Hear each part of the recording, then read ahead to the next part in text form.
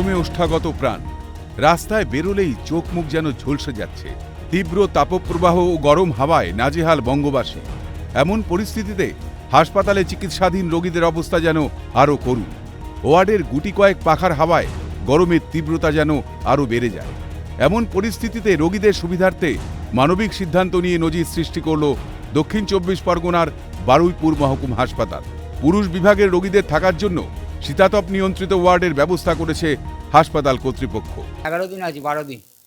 খুব কষ্ট ছিল ওখানে, এখানে এসে খুব শান্তিতে খুব ভালো লাগছে, খুব ভালো লাগছে আমার। ওখানে প্রচণ্ড গরম, বাবু সঙ্গে সঙ্গে নিয়ে এসে ওয়ার্ডে এখানে ভর্তি করলো কালকে বিকেলবেলা, বলে ওখানে চলুন, খুব আনন্দ লাগছে, খুব ভালো লাগছে।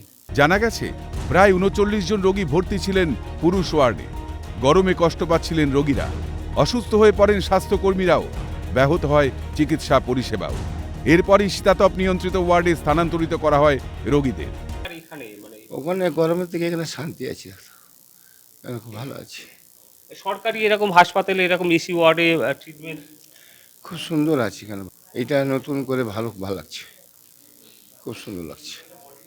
ওখানে প্রচুর গরম ছিল, তার থেকে অনেক শান্তি।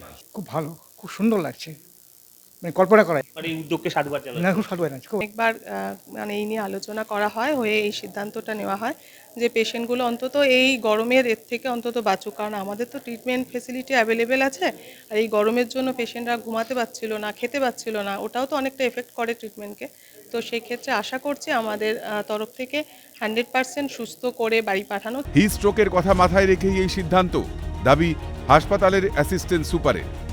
প্রচণ্ড গরমে হিটস্ট্রোকের একটা ব্যাপার এসছে, যেটা দৃষ্টি আকর্ষণ করা হয়েছে আমাদেরকে, সেটাকে মাথায় রেখে আর কি সুপার সঙ্গে বসে আমরা একটা সিদ্ধান্ত গ্রহণ করি যে এই ওয়ার্ডটাকে যদি ইউটিলাইজ করা যায় মেল ওয়ার্ড হিসাবে। যে মেল ওয়ার্ডটা এখন চলছিল, ইনসাফিসিয়েন্ট ফ্যান ছিল আর প্রচণ্ড গরম, উপরে ছাদের সিঙ্গেল ছাদের উপর কিছু ছিল না, প্রচণ্ড গরমে ওরা কষ্ট পাচ্ছিল। সেইটাকে মাথায় রেখেই আর কি সুপার স্যার এবং আমরা এনএস ম্যাডাম এবং আমরা সকলে বসে সিদ্ধান্ত গ্রহণ করি। অন্যান্য হাসপাতালকে এই বারুইপুর মহকুমা হাসপাতালের উদ্যোগকে নতুন করে পথ দেখাতে বাধ্য করবে কিনা বা শেখাবে কিনা, সেটা কিন্তু আগামী দিনেই বলবে। এবং বারুইপুর মহকুমা হাসপাতালকে দেখে অন্যান্য হাসপাতালের পেশেন্টরাও এই দাবি তুলবেন কিনা যে তাদেরকে অন্তত এসি ওয়ার্ডে যাতে রাখা হয়, তার ব্যবস্থা করা হয়, সেটাও কিন্তু সময়ই বলবে। দক্ষিণ 24 পরগনা বারুইপুর থেকে তমাল সরকার, ক্যালকাটা নিউজ।